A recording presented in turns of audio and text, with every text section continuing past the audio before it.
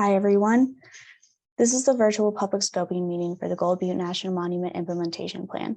We're going to give folks a few minutes here to join the meeting before we go ahead and get started. Again, thank you for joining us this evening, and we will begin the presentation in just a few minutes.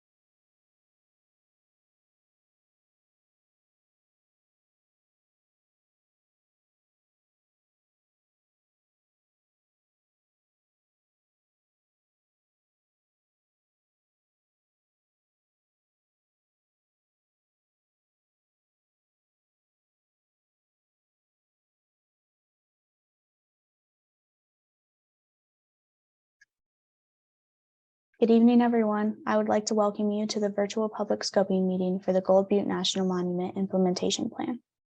The implementation plan will guide the future management actions, which will ensure the protection of the objects and values within the Gold Butte National Monument.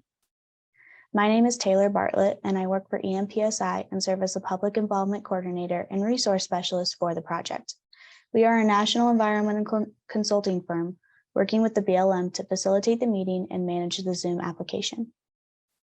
With me today on the call are my coworkers from EMPSI, Sean Cottle and Jennifer Thies, our project managers, and Ali Yamnitsky, our Zoom technician. I will be assisting the BLM today with the facilitation of the meeting, the question and answer and response session, and input session. Before we begin today's presentation, we will briefly review the meeting agenda, participation rules, and introduce the BLM specialist assisting with responding to questions. I would like to remind everyone that the meeting is being recorded and will be available as part of the project record. To enable the use of closed captions, you can click on the live transcript button located on your Zoom toolbar and then select Show Subtitles. This toolbar is available at the bottom of your Zoom screen, and you may have to toggle your mouse or push on your phone screen for it to pop up. During tonight's meeting, we will outline the meeting approach, introduce the BLM specialists, and give a presentation about the plan. The presentation will provide an overview of the planning area, describe the purpose of the implementation plan, and present preliminary alternatives developed based upon the public input gathered in February. Following the presentation, we will move into the question and answer session. The final portion of this meeting will allow for public input as part of the formal scoping process. I will now hand it off to Ali to go over some of the Zoom technical features we will be using during today's meeting. Ali? Thanks, Taylor. So for the duration of tonight's meeting, participant videos will be turned off. Your microphones will also remain off until we reach the verbal input session, at which point you will be allowed to unmute if you choose to provide verbal input. Questions for the BLM about the project can be sent through the Q&A box located on your Zoom toolbar. You can submit questions at any time throughout the meeting. However, the BLM will only begin providing answers once we reach the Q&A session. During the public input session, verbal comments will be received first by those who indicated in registration that they would like to provide a comment.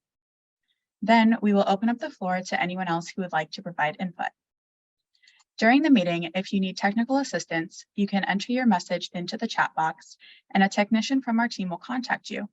Or you can email me, and that email is Ali, A-L-L-I, .Yamnitsky, Y-A-M-N-I-T-S-K-Y, @empsi.com. Now for some tips and tricks for Zoom. All of the features that we will be using today are on the screen now.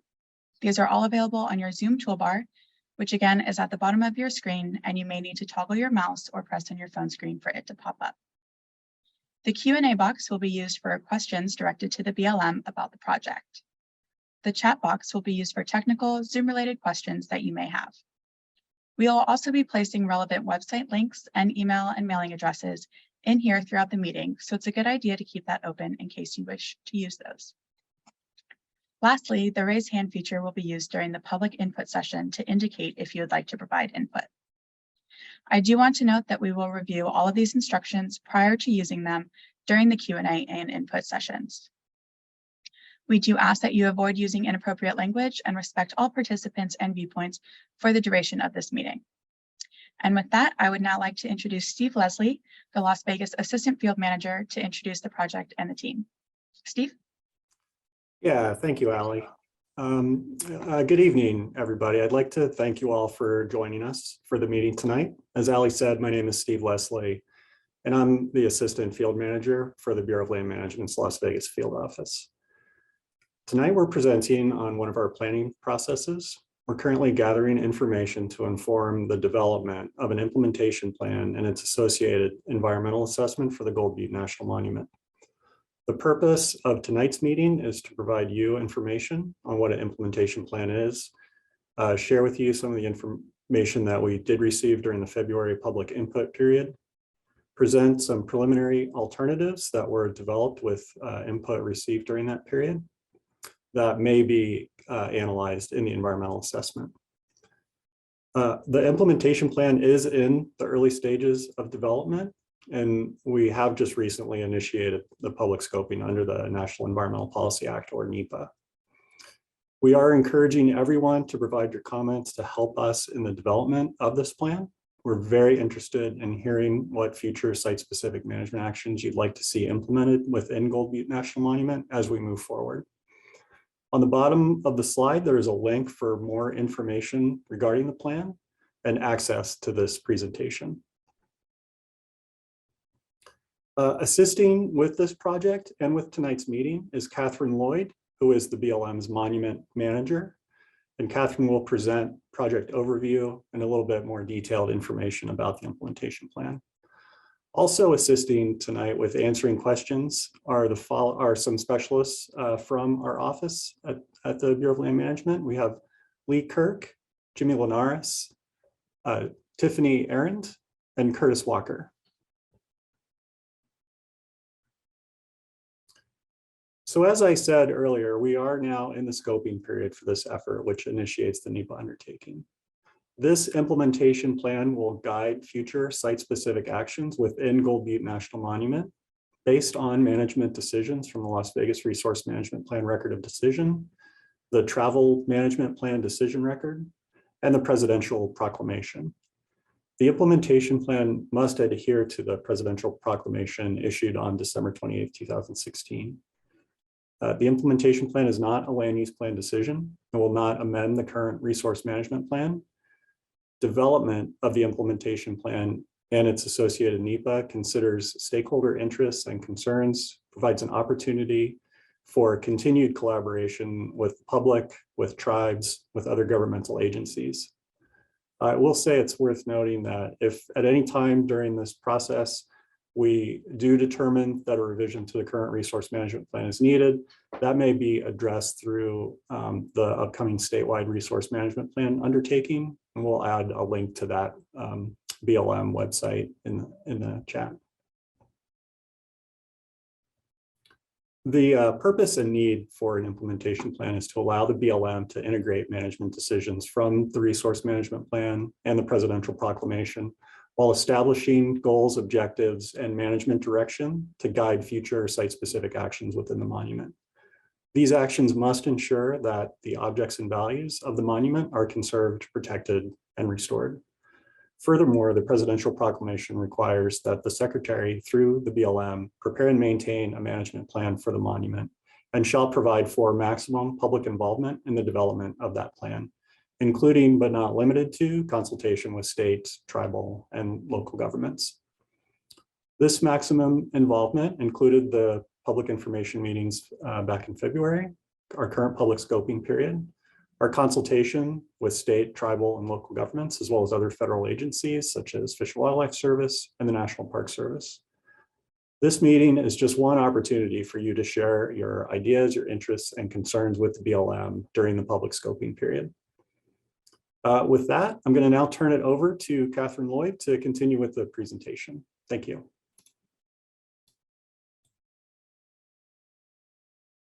Thank you, Steve. Good evening. My name is Catherine Lloyd, and I'm the Monument Manager for Gold Butte, and I will be providing the project overview.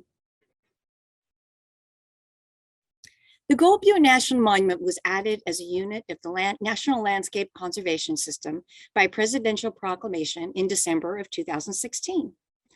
The monument is managed by the Las Vegas Field Office and is located in the northeastern Clark County between the city of Mesquite and the Lake Mead National Recreation Area. It encompasses nearly 300,000 acres of remote and rugged desert landscape in southeastern Nevada and provides popular locations for solitude, outdoor recreation, Native American connections, historical teachings, a backcountry byway through the namesake town, and numerous peaks, canyons, and geological forms. The area is rich in natural and archaeological resources, historical remnants of early settlers, and contains critical habitat for the threatened desert tortoise, as well as special status plant and wildlife species.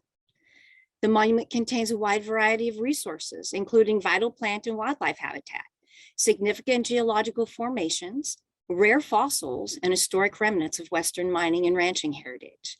The monument also is rich with prehistoric sites of Native American heritage. The most popular activities include off-highway vehicle operation, dispersed camping, hiking, horseback riding, wildlife viewing, and hunting. Visitors tour archaeological and cultural areas, drive the Gold Butte backcountry byway through the historic mining town, observe the unique geological features and remarkable landscapes, and travel to remote wilderness areas to enjoy the solitude and primitive recreation of Gold Butte's natural escapes. BLM's mission and goals for the Gold Butte National Monument are to protect and sustain the extraordinary combination of cultural, natural, and scientific resources within the monument. The BLM will provide opportunities for scientific research, public education, recreation, and other activities that are consistent and compatible with resource protection. So over the next few slides, we will address potential resource concerns. We'll share with you the information we received during the February public input period and present preliminary alternatives developed with your input in mind that may be analyzed in the environmental assessment. What resource concerns are present and what management activities should be taken to protect, restore, or enhance cultural historic sites?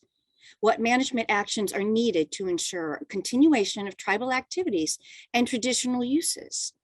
What site-specific concerns do you have? For example, should more interpretive and site-specific educational materials be provided at select cultural sites? What resource concerns are present and what management activities should be taken to protect, restore, or enhance priority species and their habitats, including critical habitat for desert tortoise? What site-specific concerns do you have? For example, should a volunteer-based wildlife monitoring program be developed?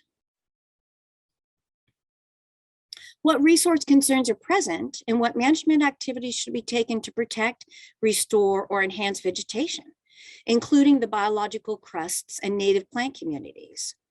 What site-specific concerns do you have?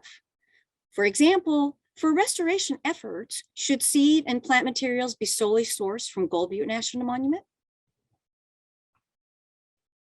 Keep in mind the primary management emphasis will be on resource-based uses, not facility-based uses per the current resource management plan. What resource concerns are present and what management actions should be taken to protect, restore, or enhance recreational opportunities? What site-specific concerns do you have? For example, what types of facilities, such as restrooms, might be needed for current and future recreational uses, and where would you like to see them? The BLM has prepared a report summarizing the questions and comments we received during the public input back in February. This report is available on the project website. The majority of the comments received during the public input period were regarding cultural resources and recreational sites or facilities in the monument. However, the BLM is considering all of the questions and comments, and the public shared with us during the previous public input period. And we would like to hear any additional comments as we are now in the official public scoping period.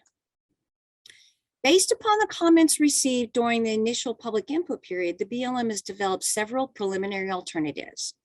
When developing these alternatives, the BLM also took in consideration the current management decisions already established, as outlined in the decision crosswalk, which is available on the project website. This crosswalk shows current management direction by resource topic, such as recreation and cultural and/or threatened and endangered species. And under all the preliminary alternatives, keep in mind that all uses will be consistent with the care and management of the objects and values identified in the proclamation. Under the no action alternative, the BLM would not adopt the Gold Butte National Monument Implementation Plan. The decisions detailed in the signed presidential proclamation, which established the monument, would supersede decisions from the 1998 Las Vegas Resource Management Plan, record of decision. The current goals and objectives for BLM administered lands would not change. Appropriate allocations and restrictions pertaining to activities such as recreation would also remain the same. All uses would be consistent with the care and management of the objects identified in the proclamation. Under Alternative B, the proposed action, the BLM would adopt the Gold Butte National Monument Implementation Plan. Alternative B emphasizes maintaining or enhancing priority species and habitats and preserving and restoring cultural and historic resources, while allowing for appropriate uses consistent with the care and management of the objects identified in the proclamation. The BLM would provide measures for maintaining and improving vegetation, biological crusts, and native plant species, implement treatments to reduce the spread of exotic and invasive species, protect, preserve, and restore cultural and historic resources, including manage trails and infrastructure in the greater Whitney Pocket area, consistent with the proposed Gold Butte National Monument Historic Properties Treatment Plan, and would manage high visitation areas to continue to provide sustainable recreational opportunities while protecting sensitive resources. Alternative B would also consider select sites for designated developed camping areas with limited infrastructure and amenities such as, but not limited to, restrooms, picnic tables, shade structures, and trash receptacles. And all uses, once again, would be consistent with the care and management of the objects identified in the proclamation. Alternative C is similar to Alternative B. However, Alternative C emphasizes opportunities for increased recreational use while still maintaining or enhancing priority species and habitats and preserving and restoring cultural and historic resources. Alternative C would have the fewest restrictions on recreational use. This alternative would provide for increased recreational use and offer amenities such as, but not limited to, a visitor contact station, designated parking areas, trailheads, a viewing platform at Devil's Throat, and designated camping areas, including areas to accommodate larger recreational vehicles. Alternative C would consider increased signage throughout the monument, development of multiple non-motorized trails, increased road improvements in high visitation areas, including the backcountry byway.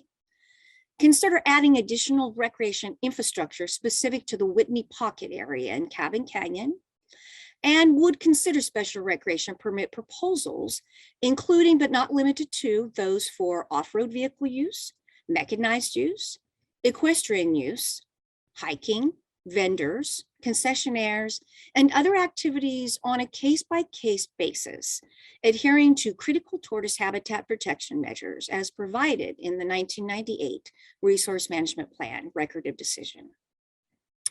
Once again, all uses would be consistent with the care and management of the objects identified in the proclamation. So Alternative D emphasizes maintaining or enhancing priority species and habitats and preserving and restoring cultural and historic resources while allowing for appropriate uses consistent with the care and management of the objects identified in the proclamation. This alternative would have the most restrictions on recreational use, infrastructure, and amenities. Under Alternative D, the BLM would provide limited opportunities for recreation and non-motorized travel, minimize development of recreational facilities, infrastructure, and amenities, minimize and limit sign installations, parking areas, trailheads, and trailhead construction, bathroom installations, developed camping areas, and road improvements and maintenance. Alternative D would also be the most proactive in promoting conservation and recovery of endangered and other special status species, preserving and restoring cultural and historic resources, and protecting other social and scientific values, consistent with the care and management of the objects identified in the proclamation. And common to all the alternatives and adhering to the presidential proclamation decisions, the BLM would allow low-level overflights of military aircraft, the designation of new units of special use airspace, and the use or establishment of military flight training routes over the lands. Motorized vehicle use in the monument would be permitted only on roads designated as open. Non-motorized mechanized use would be permitted only on roads and trails.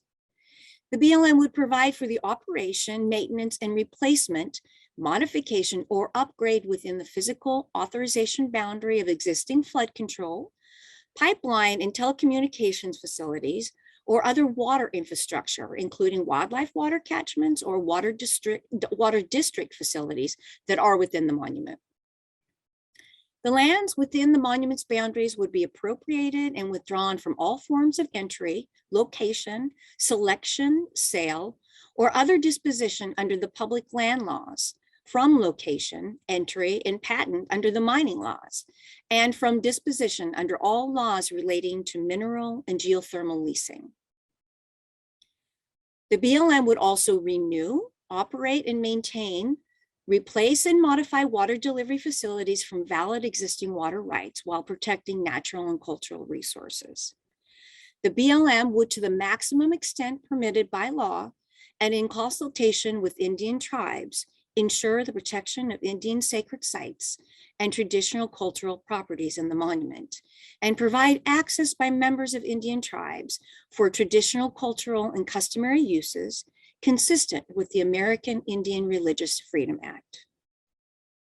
No new rights-of-ways would be authorized within the monument except as necessary for the care and management of the objects of value. The BLM would not issue any new grazing permits or leases on lands within the monument. The BLM would not interfere with the jurisdiction of the state of Nevada, including its jurisdiction and authority with respect to fish and wildlife management, and this includes hunting and fishing.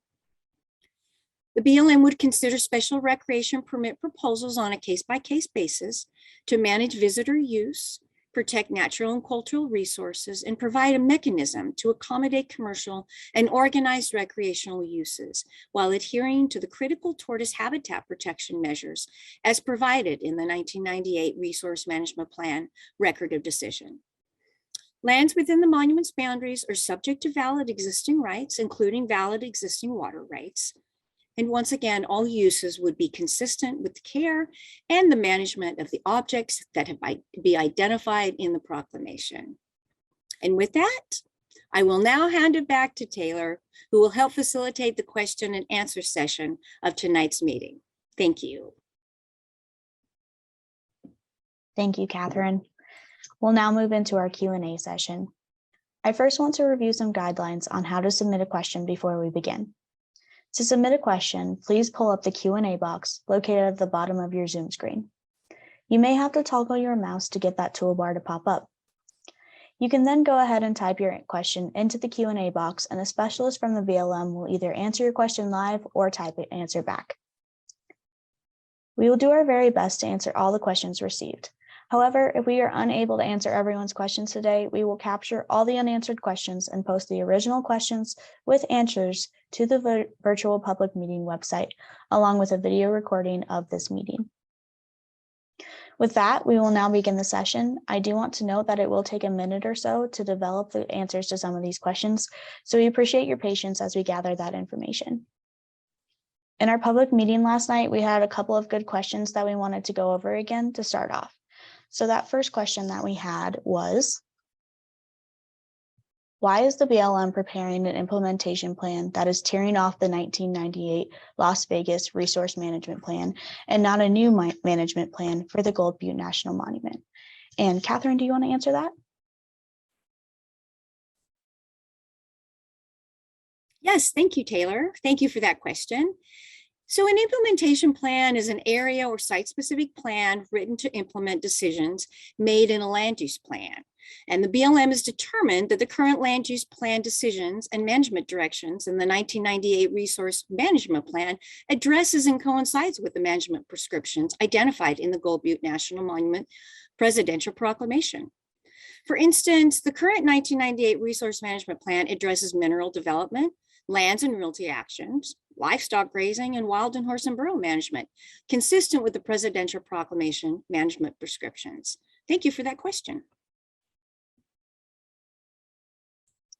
Great, thank you, Catherine. The second question that we wanted to go over again was, how will the BLM address the unauthorized grazing in the Gold Butte National Monument? And Steve, I'm going to hand that one to you. Yeah, thanks, Taylor. In fact, I think we got a very similar question tonight as well regarding that.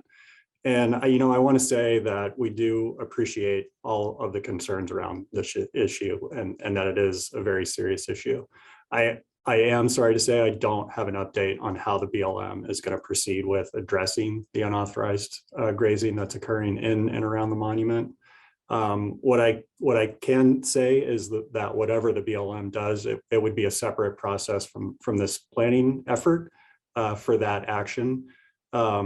In accordance with our current plan and with the proclamation, these allotments were close to grazing and continue to be close to grazing. We're not looking at any changes to that. But again, as far as how we're going to address, I don't have an update, and it would be a separate process from this planning effort. So thanks for that question. I think we've got some other kind of follow-ups on that too. Great, thank you, Steve. The next question that we received in that Q&A box is, I am curious as to who was involved in the gathering of information. Is there a list available? And Steve, I'll hand that one back to you. Yeah, thanks. I think this question may be referring to the gathering of information during that public input period. So the BLM facilitated that effort. In direct answer to the question, that report has been prepared and is available on the BLM's e-planning NEPA register page, which links were provided to that earlier as an appendix to that report. So it's in the document and available to the public. There is a table of all the comments that were received, and when groups and individuals included their information, that is part of that table as well. So I think the answer is yes. I also want to point out that, gathering information is an ongoing process. We are continuing to gather information. And so as we do, especially with the scoping process, we'll do another separate scoping report that will provide a similar type of information with what we received. So thank you. Great, thank you, Steve. This next question is going to go back to you as well, and it is another grazing question. I understand that grazing related topics are off the table presently, but I'm mystified how you can have a meaningful discussion about the future integrity of the resource and not address damage from cattle and feral burrows, especially in riparian areas. Whether we are talking about the preservation of biological crusts, desert tortoise, bear poppy, or whatever, all of it is predicated on low impact. Otherwise, you are just plain lip service for these concerns without any plan to directly address them. At a bare minimum, you should provide some kind of barrier to non-native ungulates in spring areas. Steve? Yeah, thanks, Taylor. And there's a lot to unpack in that, and I thought it was important that we had it as part of the verbal question and answer. I do want to say, I think it's important that this question be also added to our comments for the scoping process. I think the ideas of how to address these concerns, and I'll just say, regardless of how the BLM addresses the ongoing trespass issue, the cattle and burrow within the monument are going to continue to be an issue for years to come. And so I do think it's important that this be included as a comment in this process, and that the BLM consider that as we move forward with developing alternatives for the implementation plan. So thank you for that input. Great, thank you, Steve. I do want to remind people and recognize that we will be accepting comments later tonight as well.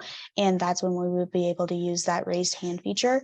Otherwise, all questions will be accepted in that Q&A box in your Zoom toolbar. We do have a lot of other great questions coming into that Q&A box. So if you guys could give us a minute to provide answers for you, that would be great. And we appreciate your patience. Thank you.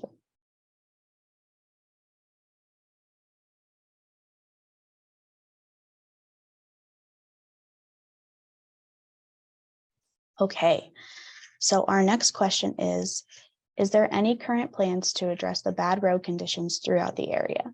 And Steve? Yeah, thanks, Taylor. Current plans, no, certainly we've had discussions about road maintenance throughout Gold Butte, but we have not developed a current plan to move forward with. We certainly would be interested in hearing any input or ideas on how to move forward with that as part of this planning effort. I do know that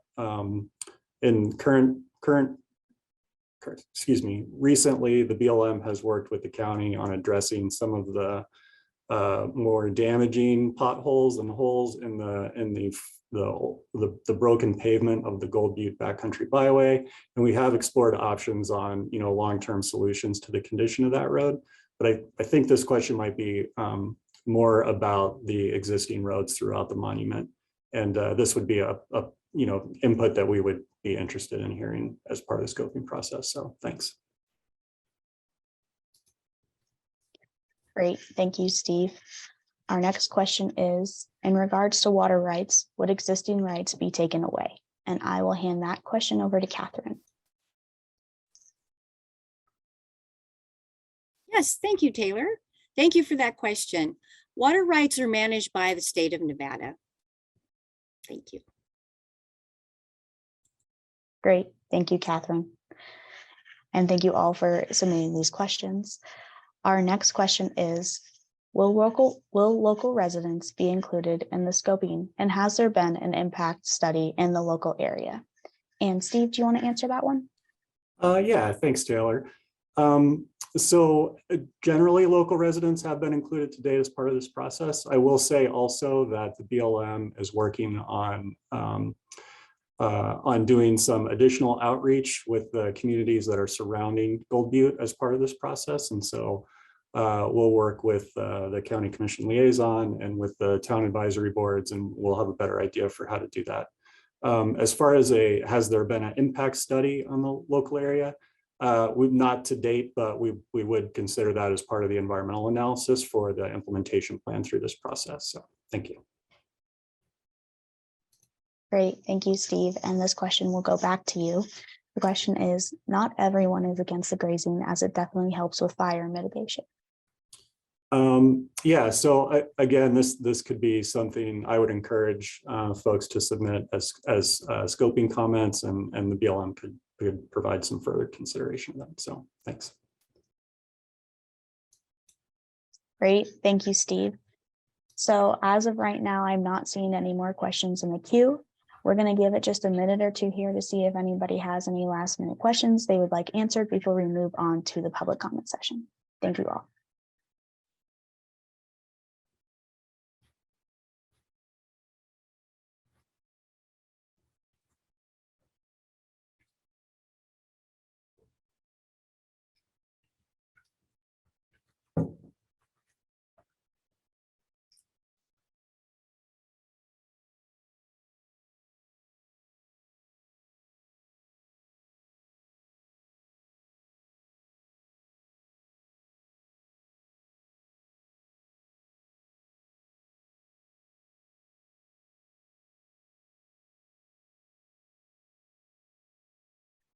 Okay, so I'm not seeing any other questions in that Q&A box. So we're going to move into the public scoping session now.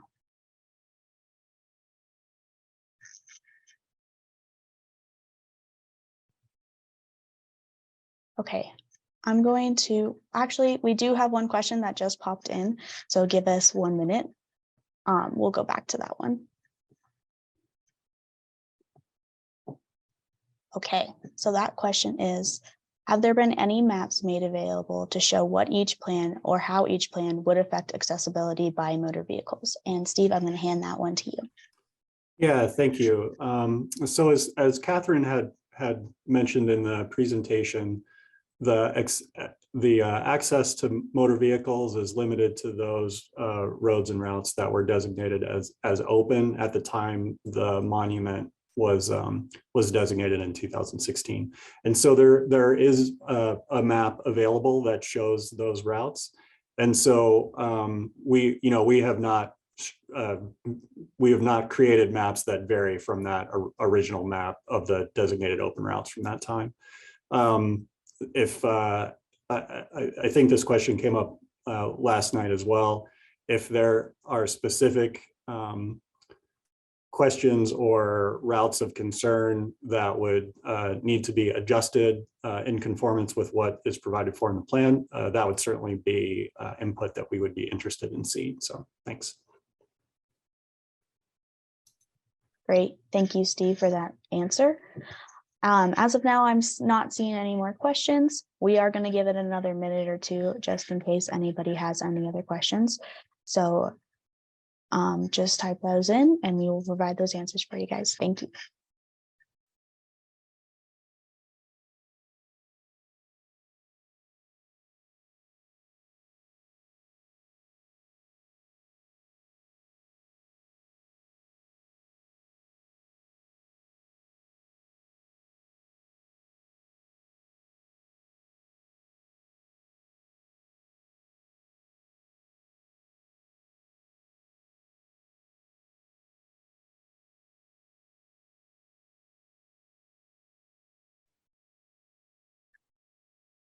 All right.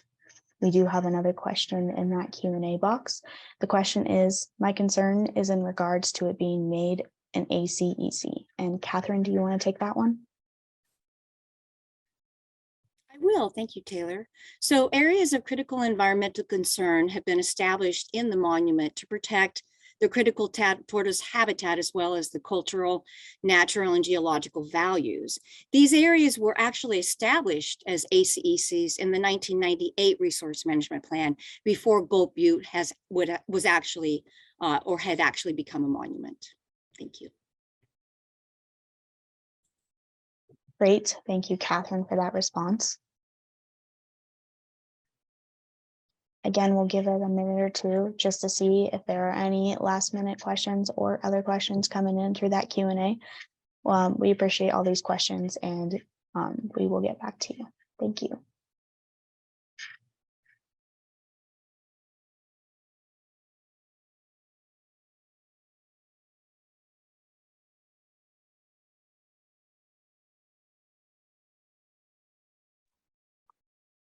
Okay, our next question is, so there will be no additional ACEC in any of the proposed plans. And Steve? So that's correct. No new ACECs would be designated through this process. But I do want to point out, as Catherine said, the existing ACECs were designated as part of the 1998 Resource Management Plan. Those ACECs they overlap entirely with the monument. So I just want to be clear, even though we're not looking at designating any new ACECs, that the existing ones do fully occupy the current monument boundaries.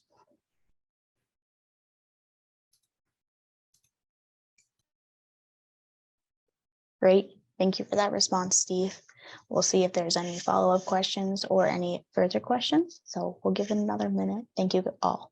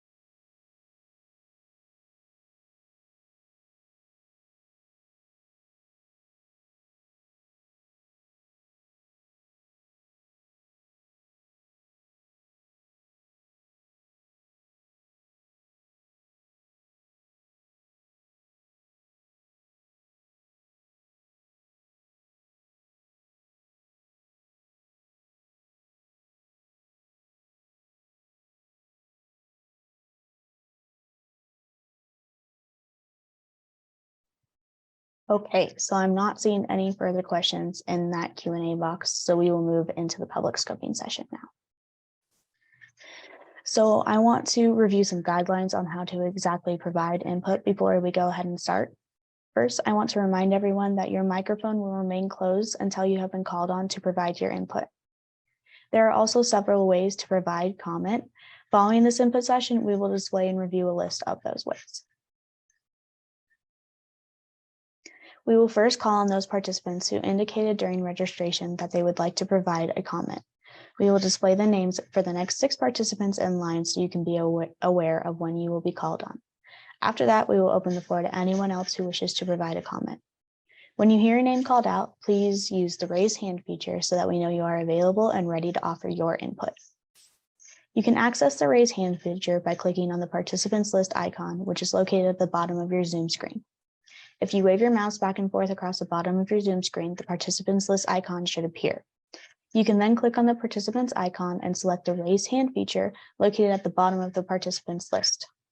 You may need to exit out of your full screen view on Zoom to see this icon. Once you have raised your hand, I will allow you to unmute so that you can provide your verbal public input. If your audio is not working, you may need to check your unmute button on your computer screen or respond to any pop-up messages about unmuting your microphone. Once you have confirmed audio, please spell out your first and last name for the record before providing your verbal public input. And if you are representing an organization or group, please say the name of the group or organization you are representing. Again, we ask that you be mindful and respectful of the length of your verbal public comment in order to allow others the opportunity to offer input. After you have provided your input, we will mute you and move on to our next participant. Each participant will have 2 minutes to provide their verbal input. If you do not feel that you were able to complete your verbal public input today, the ELM strongly encourages you to submit the remainder of your input in writing. Should there be more time after the initial round of input, those who did not finish may be invited back to finish providing their input. Again, before you begin your input, we will ask that you spell your first and last name for the record. After that, I will give you notice that you can go ahead and provide your input. This notice will mark the beginning of your 2 minutes. We will now begin with the list of registered participants. Okay, so I really appreciate your patience if I mispronounce any of your names tonight, but our first participant tonight is Patrick Donnelly. So Patrick, I see that you have raised your hand, so I am going to allow you to talk. When I do, please spell your first and last name for the record. This is Patrick Donnelly, PatrickDonnelly. I'm Great Basin Director at the Center for Biological Diversity. Thank you, Patrick. You may begin your comment. What if I told you that an armed band of criminals had seized hundreds of thousands of acres of public land at gunpoint, was using those public lands for an extractive use to generate their own private economic benefit, and when confronted by the government, summoned an armed militia and pointed automatic weapons at federal law enforcement officers? And what if I told you that the federal government backed down and those armed thugs continue to this day to occupy illegally seized public lands? This is the grim reality we face in Gold Butte, and the Department of Interior is unfortunately squarely to blame for letting this cancer fester there. The Bundy insurrection was the starting point for a vast right-wing conspiracy to overthrow the government, which ultimately culminated in the failed January 6th insurrection. You can draw a direct line between the two. And then, at the end of the Obama administration, Interior essentially made the devil's bargain. We'll just all agree to ignore Bundy, ignore the destruction of his cows, and instead designate it a national monument and look the other way on the cows.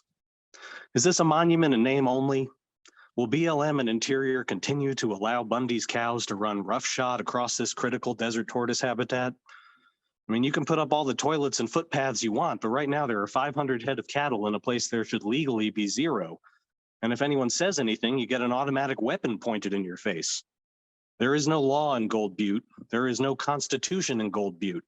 It's just whoever's got the biggest gun, and apparently that's the Bundys. Now, beyond that, we are perturbed that BLM is failing to author a monument management plan as specifically called for in the proclamation. When asked earlier, BLM said the current RMP is adequate. In reality, the current RMP is not adequate. It does not match the presidential proclamation. If that was the case, why need a monument at all? BLM is basically saying there are no protections associated with this monument, and it's just business as usual out in Gold Butte. I'll see if there's more time later for the rest of my comment.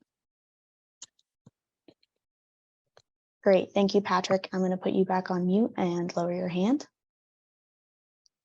Okay, so our next public commenter this evening is Joyce Pertzer. So Joyce, if you are on the call today, please raise your hand.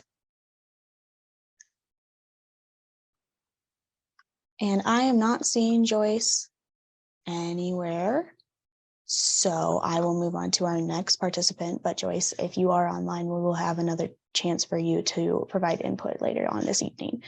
Our next public commenter this evening will be Jim Boone. And Jim, I do see that you have raised your hand. So I will allow you to talk now. Please spell your first and last name for the record. Yes, my name is Jim Boone, Jimboone. Thank you. You can start your comment now. Now, I actually have quite a lot to say. I'd like to second Patrick's comments. It's a travesty having cattle on the land out there running illegally. And because apparently the Bundys have bigger guns. But I will put most of my comments in writing. I would like to say, however, thank you very much to the BLM and the contractors for hosting this meeting tonight. We appreciate your effort and the opportunity to comment. Thank you very much. Thank you, Jim. I will place you back on mute and lower your hand. Our next public commenter tonight is Stan Harger. Stan, if you are here, please raise your hand. I see you. So I am going to allow you to talk now. When I do, please spell your first and last name for the record.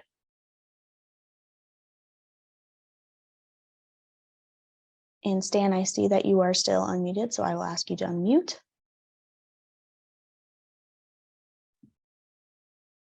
There you are. Stan Harger, Stanharger. I work with two groups here in Mesquite, the Virgin River Coalition and the Kokopelli ATV Club. And again, I want to thank the BLM for putting on this meeting. I'm disappointed that more people aren't involved in this session, because I know there's a lot more people out there that have input that they should be giving. So I hope that after this session, there will be, and I think there is, some means for other people to get their comments in and their input into this, because I think it's very important. We all enjoy this land.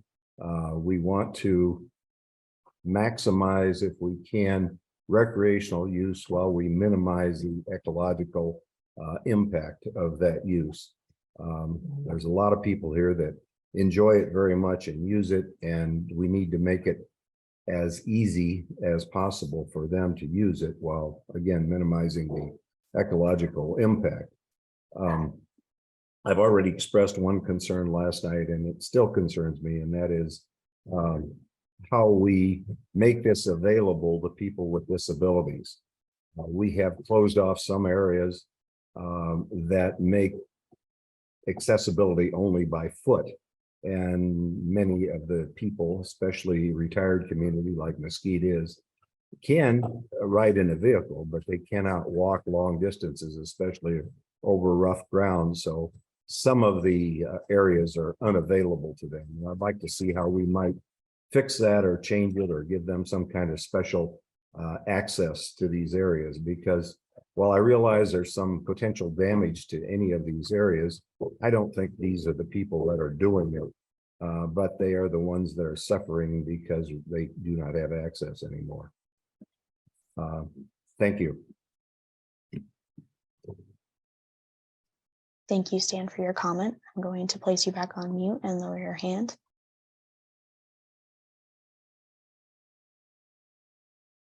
All right. Our next public commenter tonight is going to be John Hyatt. John, I see that you have raised your hand, so I'm going to allow you to talk. Hello, I'm John Hyatt. That's JOHN HIATT. Thank And I you. have You can begin your comment. several things to say here. I think everybody understands that feral livestock is a problem. That's both cattle and burros. The last count, I understood there was more than 600 boroughs in Gold Butte, and they increase about 20% a year. So there's probably over 700 by now. And within 3 or 4 years, you'll have more than 1,000 there. And this is a real problem. The BLM needs to get that number down to as close to 0 as possible. And the closer it is to 0, the less problem you'll have in future maintaining that. Second thing I would say is that we need to get a handle on OHV traffic. When I'm out there and I see convoys of 15 to 20 OHVs all traveling together as a group, this becomes problematic when they meet somebody on a narrow one-lane road. Basically, either they go off the road and drive around or somebody else does. And we basically have disturbance that we shouldn't really be having off of designated travel routes. Thirdly, I would say that invasive plants and animals are something that really needs to be looked at, because once those things get established, it's very difficult to get rid of them. So I would just say things like Sahara mustard, which are all the way out, almost, if not to Whitney Pocket now, all along the byway there, that something that really deserves attention. And it's going to cost money, but it needs to be something that everybody's aware of and working on, or we're essentially going to lose much of the value here as invasive plants and potentially animals take over this area. I have some other things to say, but I will wait until you're finished and I will come back. Thank you. Great, thank you, John. I'm going to place you on mute and lower your hand. Our next public commenter this evening is going to be Mitchell Fry. Mitchell, if you are on with us tonight, oh, I see you. I'm going to allow you to talk. And could you please spell your first and last name for the record? Yes, this is Mitchell Fry, M-I-T-C-H-E-L-F-R-Y. I'm on the board of directors of Friends of Gold Butte. You may begin your comment now. Thank you. I want to thank you for the opportunity for Friends of Gold Butte to submit comments and recommendations regarding this implementation plan. We recognize the challenges faced by BLM when undertaking such projects. Balancing visitation and protection of natural, cultural, and historic resources is difficult. Similarly, balancing the conflicting goals and desires of numerous constituencies of public lands is more than challenging. While our specific comments and recommendations will be submitted later in writing, I do want to comment on the 4 management alternatives. The current predicted growth of surrounding communities in the broader region will result in increasing visitation to the monument as time goes on. Thus, we don't really recommend a singular focus for monument management as described in the alternatives B, C, and D. We view A really as not practical. Rather, we recommend a system of zones and corridors where each is managed according to goals set for the specific area. Thus, all alternatives would be employed, but in different zones. In general, we recommend that the northern zone be managed for increased recreational use and development, kind of a mix of alternatives B and C. That the sort of middle zone be managed for resource sustainability and consistent uses, mostly B, and that the southern zone be managed for more limited use and resource protection. Similarly, roads identified in the 2008 travel plan should be designated for appropriate types of vehicles, such as sedan, 2-wheel, high clearance, 4x4 UTVs, and maintained such that vehicles that meet these road designations can travel safely on the road without sustaining abnormal damage. Thanks again for this opportunity to provide an input. Thank you, Mitchell. I'm going to place you back on mute and lower your hand. Okay, so that was the last of our registered participants. If you have joined us this evening and wish to provide a comment, please go ahead and use that raise hand feature. We will call on those in order of who raised their hand first.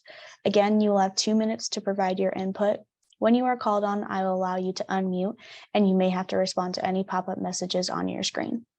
Once you have confirmed audio, please spell your first and last name for the record. I'll then give you notice to provide your comment, at which point the timer will start. So we're going to go to Jill Williams Perkins first. So Jill, when I allow you to talk, please spell your first and last name for the record.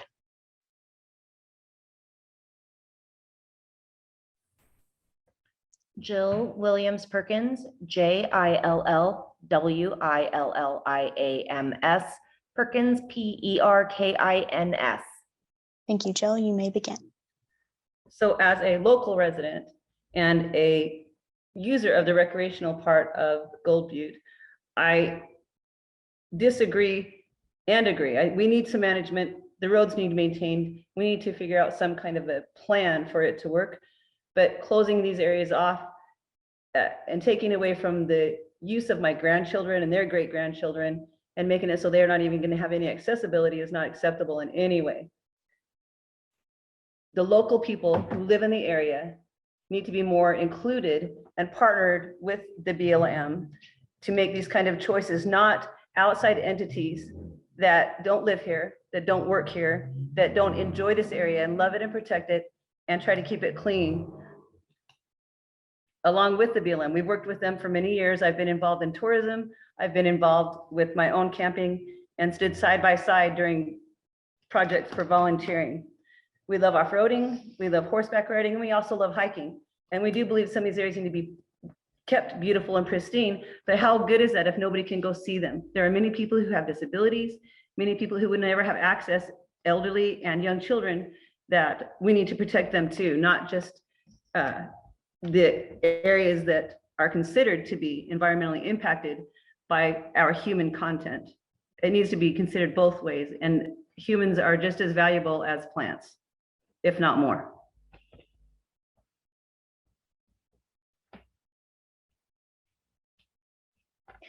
Great, thank you, Jill. If that's all, I will place you back on mute and lower your hand.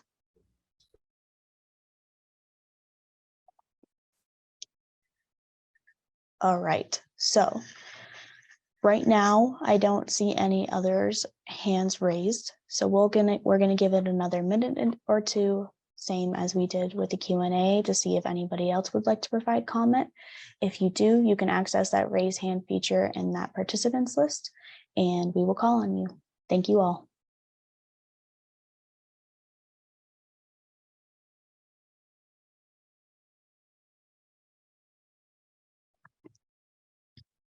All right, so it looks like we have Patrick up again. Patrick, I'm going to allow you to unmute now. Once I do, please spell your first and last name for the record, and then I will tell you when you can begin your comment. Thank you. This is Patrick Donnelly, PATRICK-DONNELLY. I'm Great Basin Director at the Center for Biological Diversity. Thank you, Patrick. You may begin. Thank you. I'll just continue where I left off. We really feel that a monument management plan is what's called for here, that an implementation plan is inadequate, and that the law requires a monument management plan. In other jurisdictions, we actually have litigated over failure to prepare a monument management plan. And I think the content of what BLM is seeking to do with this implementation plan is a positive thing for Gold Butte. But it would be a shame if it ended up getting mired in controversy because it failed to be what it should be, which is a monument management plan. And the idea that it might get done in this kind of fantasy statewide RMP, which, I mean, I've been watching BLM for a lot of years. Does anyone actually think that statewide RMP is going to get off the ground? I mean, good luck, God bless you, but I'm pretty skeptical of that. So we really urge you to reconsider this idea of not doing a management plan and instead doing a full monument management plan. With regard to specific amenities, I think we support increased recreational access to Gold Butte. Gold Butte desperately needs toilets right now. That's like an urgent need, is toilets at facilities. Certainly certain popular areas like Whitney Pocket and elsewhere are getting heavily impacted and just need more amenities and more hardened surfaces in order to accommodate the people. I also think the Fallen Man petroglyph site right now, there's nothing there at all. So certainly like a toilet and an interpretive sign, I think are essential to protect that area from impacts of overuse and unmanaged use. So in general, we are supportive of the idea of more recreational infrastructure in Gold Butte to protect the tortoise habitat and protect the resources from unmanaged use. Thank you for hearing my comments today. Thank you, Patrick. I'm going to place you back on mute. All right. Our next person with their hand up is Jill Williams Perkins. Again, Jill, I'll ask you to spell your first and last name for the record, and then I'll tell you when you can begin your comment.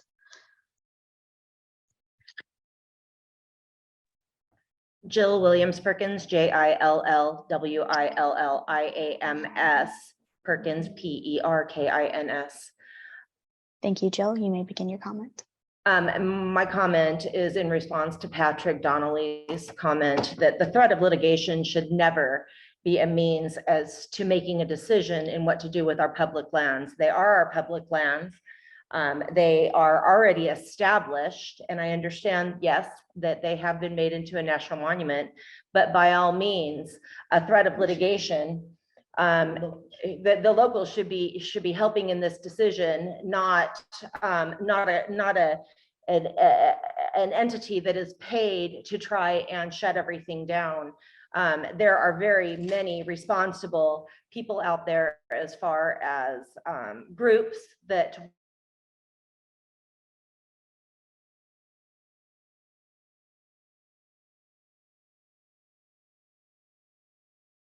Jill, I think you may have cut out for a second there. You are still unmuted on our side, but maybe you're. I think is there you are. ridiculous. You're And organized cleanups happen all the time. I've been a part of those organized cleanups through PIC and Elise McAllister, and I've spent many years out on these trails, and I've seen many wonderful people protect these lands. So I think that the threat of litigation would be fruitless for their entity. And I find it rather insulting. Most people respect the land. Most people who are out there have mutual respect for the land.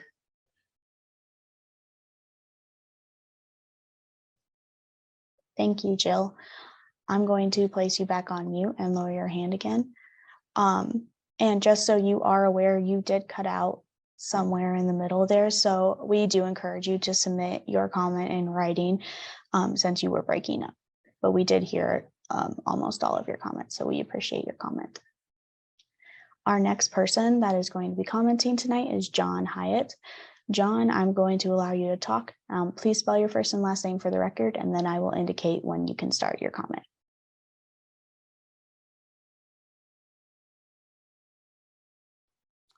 My name is John Hyatt, JOHN HIATT. Thank you, John. You may begin. To continue where I left off, I think that there's some other issues that really need to be considered in any management plan or implementation plan, as it's being called. One of the issues that needs to be looked at is road maintenance.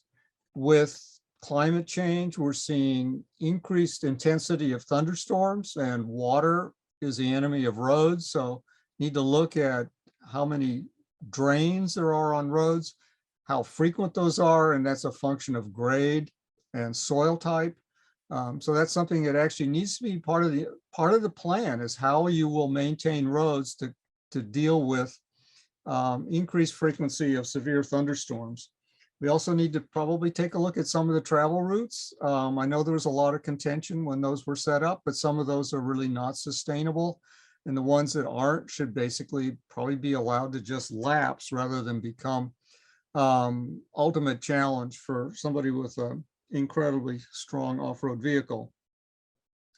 Also need to look at obsolete grazing improvements. That's fences, corrals, water troughs, and whatnot. Some of those will certainly stay. They're historic items, been there a long time, but the ones that are a hazard to wildlife or interfere with wildlife needs to be removed. That's specifically fences more than corrals, and certainly not troughs. We also need to think about facilities. Everybody thinks we need more toilets and whatnot, trash cans. When you put a trash can out, people will fill it. And that means somebody has to empty that. And I would suggest that we really emphasize people to remove their trash, take it with them rather than have to pay public employees to go out and clean up after them. Also, just be aware that in some cases, facilities attract more people that would ordinarily not have come to that area. Thank you. Great. Thank you, John, for that comment. I'm going to place you back on mute and lower your hand.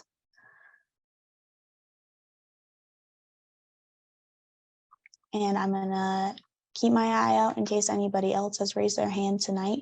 But as of right now, there isn't anybody, so we'll give it another minute or two, see if anyone else wants to provide public comment. Thank you all for your comments tonight.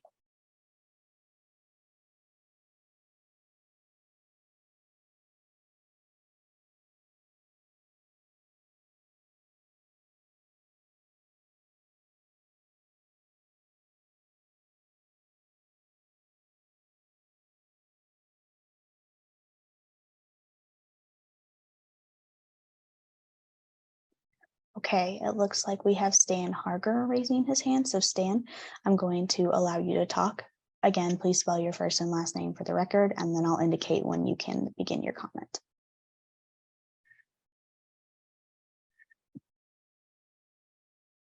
My name is Stan Harger, StanHarger. And I guess first I'd Thank like, you. You can begin. okay, first I'd like to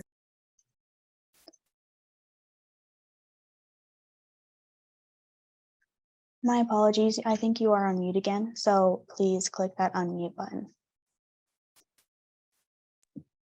There you are. Now you can begin. start over again. Like to thank Jill for her comments because I think they're right on. I've been involved in other organizations like the Sierra National Forest Collaborative, and we don't need lawsuits because that ends up spending a lot of money and a lot of resources, time for whatever agency, whether it's a Forest Service or whether it's the BLM, fighting the lawsuits that could be better spent improving our resources out there.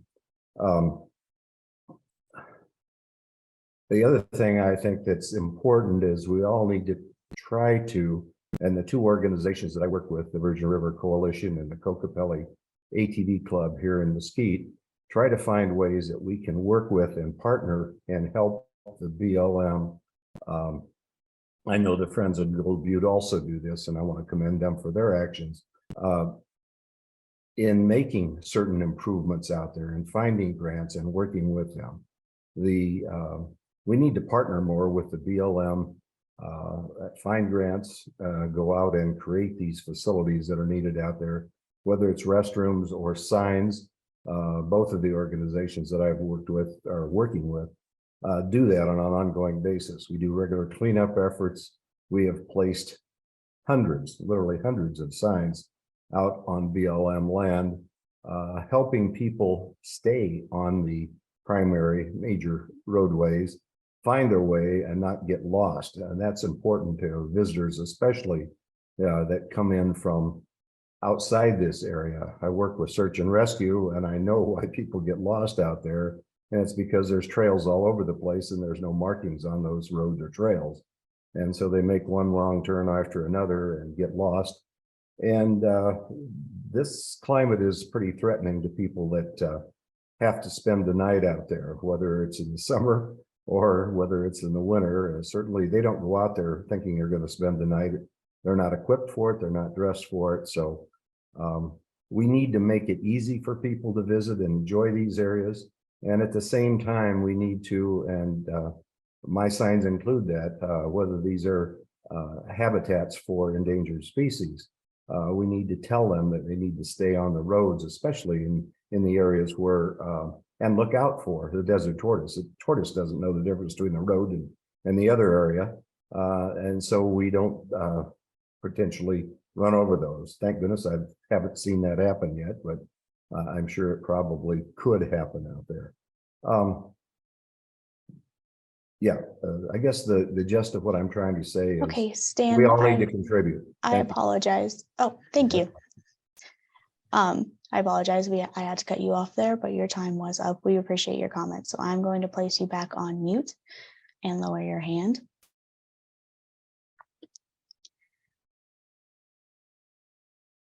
And I am going to see if we have any other speakers raising their hand tonight. If you do have a comment, please feel free to access that raise hand feature at the bottom of your toolbar, and I will ask you to unmute. Thank you guys for the comments tonight. We really appreciate it.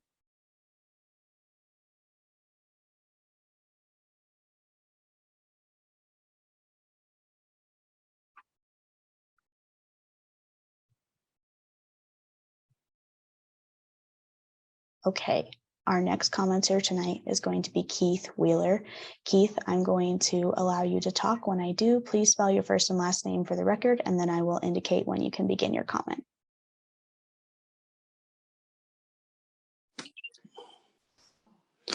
It's Keith Wheeler, Keith Wheeler. Thank you, Keith. Just want You to may go begin. on record as being an advocate of limiting group size. We yesterday Jim Boone made the passing comment on it, but I think that it's something that really has to be, with whatever option is implemented, it has to be part of any option, because we now have, as mentioned earlier in this evening, ATV groups of 20 or more that are doing, whether formally or informally, going out together. We have, my experience, we have equestrian groups of 15, 20 people that are going out. The impact of hiking groups, if you get 20 or 30 people in a hiking group, these large groups have a detrimental impact beyond what the smaller groups would do. And I'd like to see part of the plan, whichever is implemented, that it include, whether it be simply a restriction of group size or a requirement for permits above a certain group size for whatever user group it is, that be part of the implementation plan. Thank you, and thank you all for taking the time yesterday and tonight to give us a forum to actually speak. Great, thank you, Keith. I'm going to, oh, you've already muted yourself. Thank you. And we'll give it another minute here to see if anybody else has comments tonight. Again, that raise hand feature is in your Zoom toolbar. If you aren't finding it, you can move your mouse around and hopefully it'll pop up, or you can exit out of your full screen view on Zoom. Again, thank you all for your comments tonight. We really appreciate it.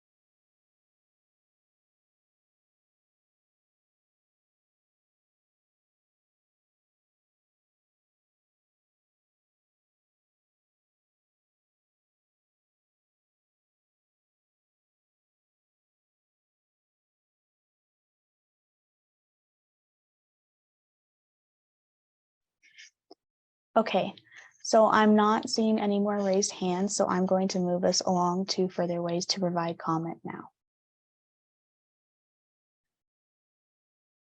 The public scoping period for the Gold Butte National Monument Implementation Plan / Environmental Assessment occurs from October 31st through December 14th, 2022. Input, including anonymous input, will be accepted at any time. Although input will be accepted at any time throughout the planning process, comments submitted to the BLM by December 14th, 2022 will be most helpful into the development of the proposed action. We thank you for your participation. I'll now review other ways to provide comment. Each of the website links, email addresses, and physical mailing addresses are also available in the chat if you wish to save them. The first thing in that chat and on the list is the BLM National NEPA Register page. Next, we have a project email where you can email your comment to BLM_NV_, LVFO_Gold Butte@blm.gov. You can send physical mail comments to the Las Vegas Field Office at 4701 North Torrey Pines Drive, Las Vegas, Nevada 89130. And lastly, we have a virtual public meeting website. At this point, I'm going to hand it back to Steve for some closing remarks. However, I want to make it clear that this meeting will be open until 8 p.m. The BLM will be able to provide written response to any further questions and will be able to accept verbal comments. After Steve's remarks, we will go ahead and turn off our cameras. However, I will provide reminders every few minutes that we are still accepting questions and comments. Steve? Yeah, thank you, Taylor. And also I do want to say how much I appreciate you spending a little bit of your evening with us tonight to discuss the development of the Gold Butte National Monument Implementation Plan. In addition to hearing, your ideas and your input and your thoughts, we've also heard your concerns over a number of the issues that are facing Gold Butte. So we will consider all of that as we move forward with this planning process. Please continue to send us your comments so that we can move forward in developing an innovative implementation plan for Gold Butte National Monument. Thank you again, and I hope you have a great evening.